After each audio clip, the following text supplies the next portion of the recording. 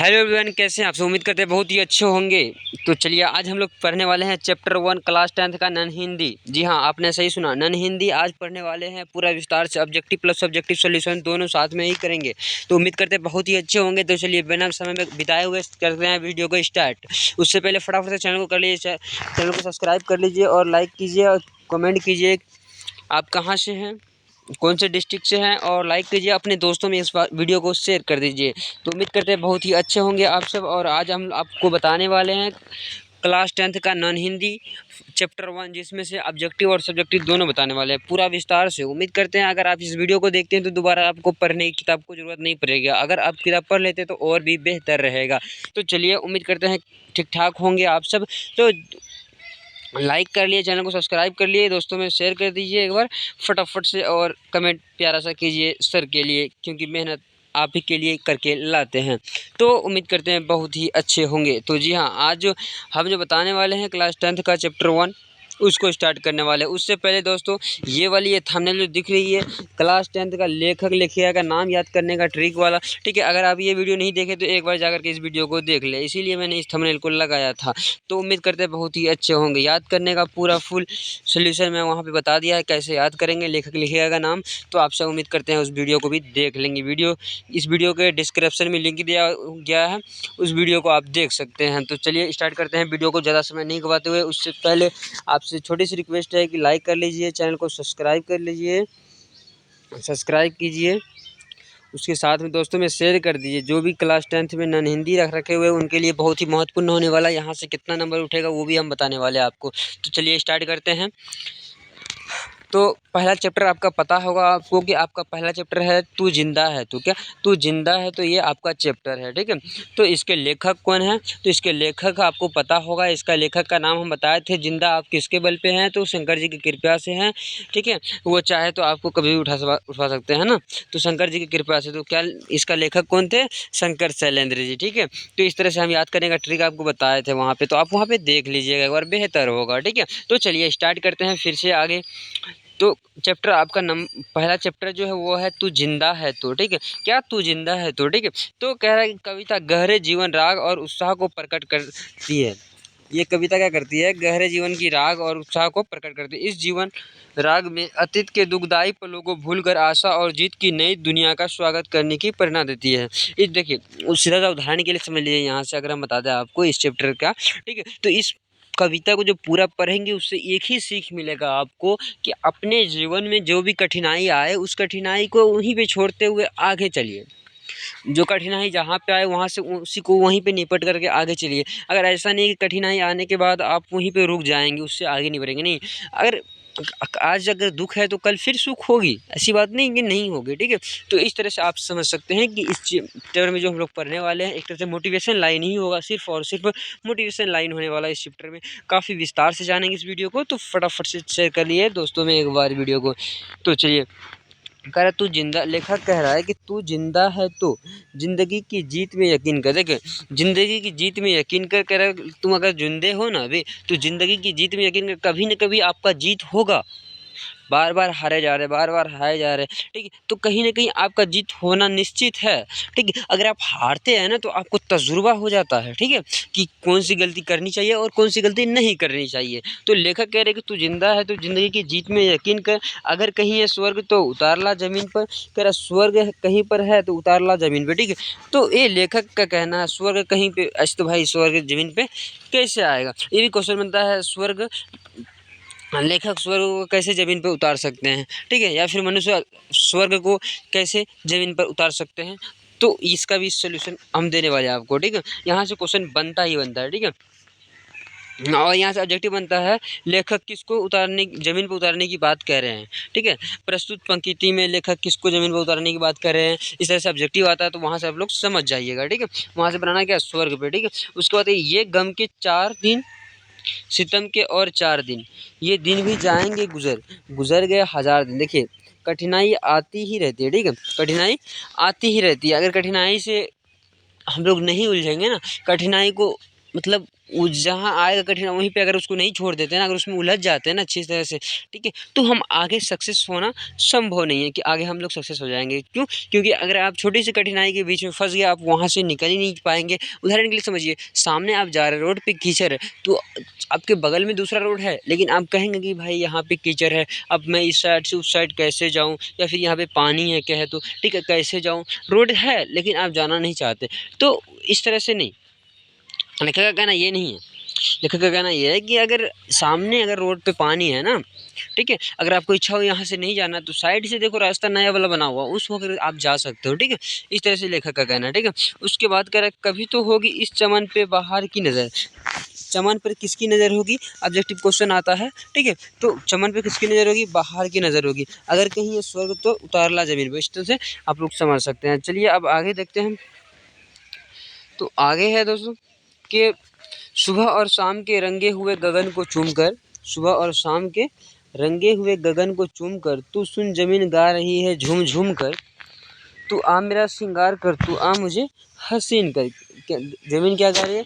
तू आ मेरा हसीन कर, मतलब तू मेरा श्रृंगार कर। इस तरह से कहा जाए तो अब भाई ज़मीन कैसे श्रृंगार करेगा? देखिए हम लोग जहाँ पे रहते हैं ना, या फिर मनुष्य जहाँ पे रहते हैं ना कहे तो वहाँ जो है, वहाँ के लोगों के वजह से वहाँ का देश, वहाँ की प्रकृति, वहाँ के वेशभूषा। अब उदाहरण के लिए जानिए, ठीक है, कि अब हम लोग मान के चलिए कि अगर बिहार में है तो बहुत, बिहार में अधिकतर गांव है, ठीक है।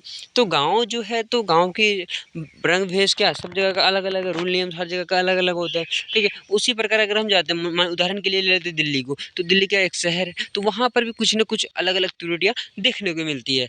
तो इस तरह कह रहे हैं कि तू ज़मीन का श्रृंगार कर, है ना। तो वहाँ क्या है, वहाँ शिक्षित लोग अगर है तो वहाँ थोड़ा सा अच्छा माहौल है, रोड तो सुविधा है, ठीक है। तो कहीं ना कहीं देखा जाए इस तरह से आप लोग समझ सकते हैं। उसके बाद अगर बात करते हैं, आगे की बात करते हैं कि हजार भेष धर के आई मौत तेरे द्वार पर, ठीक है। हजार भेष धर के मौत आई तुम्हारे द्वार पे, अगर मगर मुझे न छल सकी, चली गई वो हार कर, नई सुबह के संग सदा तुझे तुझे मिली नई उम्र, कहीं अगर कहीं है स्वर्ग तो उतारला ज़मीन पे। देखिए एक लाइन, मोटिवेशन लाइन है कि जीवन ऐसी जियो ना कि अगर मौत भी आए ना तो वो भी शर्मा जाए, या फिर वो भी ये हो जाए कि भाई मैंने किस बादशाह को लेने आया। हमेशा जीवन में खुश रहना चाहिए इंसान को, ठीक है। दुखी तो आता ही रहता है, बट उस समय भी अगर आप मुस्कुरा रहे हैं तो कहीं ना कहीं आप में खुद में आप एक योद्धा है, ठीक है। हमेशा चेहरे पे जो है ना, हमेशा खुशी अगर है चेहरे पे, अगर हमेशा मुस्कान रखते हैं ना, तो आपको हर कोई इंटरेस्ट करना चाहेंगे, मतलब हर कोई आपसे ही लगाव बनाए रखेंगे, ठीक है। तो इस तरह से आप हमेशा अपने को क्या रखना चाहिए, मोटिवेट रखना चाहिए, अपने को हमेशा चालू रखना चाहिए, ना कि बंद रखना चाहिए, ठीक है। चलिए अब आगे बात कर लेते हैं। अगर उससे आगे क्या है, अगर कहीं ये स्वर्ग तो उतारला ज़मीन पर, तू जिंदा है तो जिंदगी की जीत पर यकीन कर। यहाँ तक हो गया। चलिए आगे देखते हैं क्या। हजार भेष धर के आई तेरे मत द्वार पे, ये तो अभी पढ़े थे हम लोग, सॉरी, ठीक है। यहाँ तक हो गया था, ठीक है। हमारे करवा को मंजिल का इंतजार है। देखिए यहाँ से क्वेश्चन बनता है, करवा को किसका इंतजार है, तो आप लोग को बोलना है करवा को किसका इंतजार है सर, तो मंजिल का इंतजार है। करवा को किसका इंतजार है? मंजिल का इंतजार है। आप लोग ऑब्जेक्टिव में याद रखिएगा, बार बार पूछा जाता है बोर्ड एग्जाम में। ये आंधियों ये बिजलियों की पीठ पर सवार है, तो आ कदम मिला के चल चलेंगे एक साथ हम, अगर कहीं है स्वर्ग तो उतारला जमीन पर, ठीक है। बार बार लेखक यही कह रहे हैं, अगर स्वर्ग कहीं है ना तो उसको उतार लेते हैं जमीन पर, ठीक है। ऐसे समझ सकते हैं आगे। चलिए आगे है, जमीन के पेट में पली अगन पले जल जले। जमीन के क्या, जमीन के पेट में जली पली आंगन, है ना। अगर कहे तो आग, है ना, पले जल जले, तो आग भी किसके, जमीन के पेट में ही पली हुई है सर, ठीक है। इस तरह से यहाँ पे समझिएगा, ठीक है। टिक टिके न टिक सकेंगे भूख रोग के स्वराज्य। स्वराज्य का अर्थ क्या होता है सर? स्वराज्य का अर्थ होता है अपना राज्य, ठीक है। क्वेश्चन पूछ देता है सर कि स्वराज्य का अर्थ क्या होता है, तो अपना राज्य। मुसीबत के सिर कुचल चलेंगे एक साथ हम, अगर कहीं है स्वर्ग तो उतारला, ठीक है। मुसीबत का सर कुचलना क्या, अगर मुसीबत आ रही है ना, तो मुसीबत से आप अगर लड़ करके आगे निकल जा रहे हैं ना, तो कहीं ना कहीं आप एक तरह से खुद में योद्धा है और आप जो है उसको हराने की कोशिश कर रहे हैं। चलिए आगे है, बुरी है आग पेट की, बुरे हैं दिल के दाग ये। क्या बुरी है आग पेट की। देखिए यहाँ पे भी क्वेश्चन बनता है किसकी आग बुरी है, ठीक है। तो किसकी आग बुरी है, तो पेट की, ठीक है। दिल के दाग ये न दब सकेंगे, एक दिन बनेंगे इनकलाब ये, गिरेंगे जुल्म के महल बनेंगे फिर नवीन घर। किसके महल गिरेंगे सर, किसके महल गिरेंगे? ऑब्जेक्टिव क्वेश्चन देखिएगा, लगभग 5-7 नंबर यहाँ से पूछा जाता है। किसके महल गिरेंगे, तो जुल्म के महल गिरेंगे। चलिए यहाँ तक हो गया। इसके लेखक शंकर शैलेंद्र थे, हम बताए भी थे आप लोगों को। तो चलिए अब आगे जो है इसका देख लेते हैं। आगे क्या करना है, आगे जो है यहाँ पे शब्दार्थ है, इसको याद कर लीजिएगा, स्क्रीनशॉट ले लीजिए, इसका याद कर लीजिएगा। यकीन का अर्थ होता है भरोसा, ठीक है। सितम का अर्थ होता है जुल्म, गुजर का अर्थ होता है बीतना, ठीक है। चमन का अर्थ होता है बाग या फुलवारी, शोभा का अर्थ होता है सॉरी बाहर का अंत, तो बाहर है ना, बाहर का अर्थ होता है शोभा या सुंदरता। उसके बाद जुल्म का अर्थ होता है अत्याचार, श्रृंगार का अर्थ है श्रृंगार, ठीक है। काफिला कारवा का इंतजार क्या होता है, कारवा का क्या होता है अर्थ, काफिला होता है। जमी का अर्थ होता है जमीन, ठीक है। अगन का अर्थ होता है आग, जल जले का क्या होता है अर्थ, भूकंप। देखिए वहाँ क्या बताया था भूकंप के बारे में, जल जले किसके जमीन के पे, मतलब पृथ्वी पे भूकंप कहाँ आता है, पृथ्वी पे ही तो आता है ना, ठीक है। स्वराज्य का अर्थ क्या होता है, तो ये हो गया आपका, स्वराज्य का अर्थ होता है सर अपना राज्य। इस तरह से यहाँ तक हो गया आप लोगों का, ठीक है। अब आगे बात कर लेते हैं ऑब्जेक्टिव के लिए। ऑब्जेक्टिव से पहले आप दोस्तों में एक बार शेयर कर दीजिए, फटाफट से शेयर कर दीजिए दोस्तों में, एक बार फटाफट से शेयर कर दीजिए। चैनल को सब्सक्राइब कर लिए, लाइक कर लीजिए, और ऐसी ही मोटिवेशन वीडियो के साथ, मोटिवेशन के साथ वीडियो देखने के लिए हमारे चैनल पे बने रहिए, और हम आपको दिखाएंगे अभी ऑब्जेक्टिव भी। तो फटाफट दूसरे में शेयर कर दीजिए और थोड़ा सा और समय दीजिए, ताकि आपको हम ऑब्जेक्टिव भी सॉल्व करवा पाए, ठीक है। तो वीडियो ज़्यादा लंबा हो जाने के कारण इसमें जो है सिर्फ ऑब्जेक्टिव आपको सॉल्व करवा देते हैं, और सब्जेक्टिव जो है ऑब्जेक्टिव देखिए क्या कह रहा है, कविता में हमको किसका, करवा को किसका इंतजार है, ठीक है। कह रहा है कविता में करवा को किसका इंतजार है सर, ऑप्शन है रास्ता, घर, ग में है मंजिल, सी में है महल। तो क्या हो जाएगा इसका सर, मंजिल का इंतजार है, ठीक है। इसका क्या हो जाएगा, मंजिल। करवा को किसका इंतजार है, तो मंजिल का। तू जिंदा है तो कवि के, कविता में कवि है कौन, मतलब तू जिंदा है तो ये कविता जो है इनके कवि कौन है सर, तो इसमें देखिए ख नंबर में दिया हुआ शंकर शैलन, आप यहाँ पे टिक लगा सकते हैं। ख नंबर में देखिए शंकर शैलन, ठीक है, शंकर शैलन, ठीक है। उसके बाद है तू जिंदा है तो शिष्य पाठ गद्य की कौन सी विधा है, मतलब क्या है, विधा कौन सी है, बताया था ना विधा भी कैसे याद किया जाता है। नीचे इस वीडियो के डिस्क्रिप्शन में लिंक दिया हुआ, वहाँ पे आप जाकर याद कर सकते हैं, ठीक है। तो ये क्या हो जाएगा सर, ये हो जाएगा कौन सी विधा की अगर बात पूछ है, तो ये 1 नंबर में जो कविता हो जाएगा, ठीक है। तू जिंदा है तो कविता में जीवन का कौन सा सदृश प्रस्तुत है, कौन सा सदृश, ठीक है। तो इसमें उत्साह, गहरा जीवन का रहा और उत्साह, यानी कि ग नंबर इसका भी सही हो जाएगा। उसके बाद 5 नंबर क्वेश्चन है, स्क्रीनशॉट ले लीजिएगा इसका, ठीक है।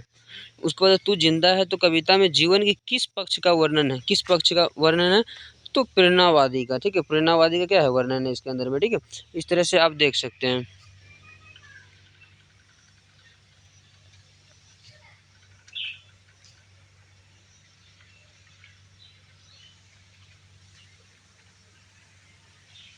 ठीक है, यहाँ तक कर लिए। चलिए अब आगे देख लेते हैं, आगे क्या था सर, आगे कुछ बच गया है। कवि मनुष्य को कैसा जीवन जीने की प्रेरणा देता है, कैसा जीवन जीने की प्रेरणा, हौसले और उत्साह का, यानी कि कौन नंबर है उसका ही पहले ही सही हो जाएगा। चलिए कैसा व्यक्ति जिंदा माना जाता है, तो इसका होगा स्वाभिमानी व्यक्ति क्या जिंदा माना जाता है, ठीक है। उसके अंदर स्वाभिमान हो ना वही व्यक्ति, ठीक है। अब देखिए कवि शैलेंद्र तू जिंदा है तो कविता में देश वासियों को संगठित होने की बात क्यों करते हैं, धरती को स्वर्ग और सुंदर बनाने के लिए, ठीक है, या स्वतंत्रता प्राप्ति के लिए, स्वतंत्रता प्राप्ति के लिए, कौन नंबर सही हो जाएगा। चलिए स्क्रीनशॉट ले लीजिए फटाफट से, दोस्तों में शेयर कर दीजिएगा वीडियो को। विनाश के बाद क्या होता है, निर्माण होता है, नवनिर्माण होता है, ठीक है। इसका भी कौन नंबर आंसर सही हो जाएगा। उसके बाद स्वराज्य का अर्थ क्या होता है, अपना राज्य होता है, घ नंबर इसका राइट आंसर हो जाएगा। 10 नंबर क्वेश्चन का घ नंबर सही हो जाएगा। तो एक बार वीडियो को शेयर कर दीजिए, फिर अगले वीडियो में मिलेंगे हम लोग एक बार फिर से तो अपने दोस्तों में वीडियो को शेयर कर दिए, चैनल को सब्सक्राइब कर लीजिए। और हाँ, सब्जेक्टिव चाहिए तो आप फटाफट से व्हाट्सअप चैनल में जुड़ जाइए, वहाँ पे सारा चीज़ आपको प्रोवाइड किया जाएगा एकदम फ्री में। तो आप लोगों को कहीं जाने की कोई PDF लेने की ज़रूरत नहीं है, आपको यहाँ से मिल जाएगा। तो आप सब फटाफट से व्हाट्सअप चैनल में ज्वाइन हो जाइए, और नीचे वीडियो का लिंक दिया हुआ है, वीडियो के लिंक में जा करके वहाँ से ज्वाइन हो सकते हैं, या फिर चैनल के बायो में लिंक दिया हुआ, वहाँ से भी आप ज्वाइन हो सकते हैं। तो उम्मीद करते हैं बहुत अच्छा होंगे। तो चलिए दोस्तों, ख़त्म करते हैं इस वीडियो को यहीं पे, और फिर मिलते हैं अगले वीडियो में। जय हिंद। तब तक के लिए फटाफट से जीते रहे जीवन भर। जय हिंद दोस्तों।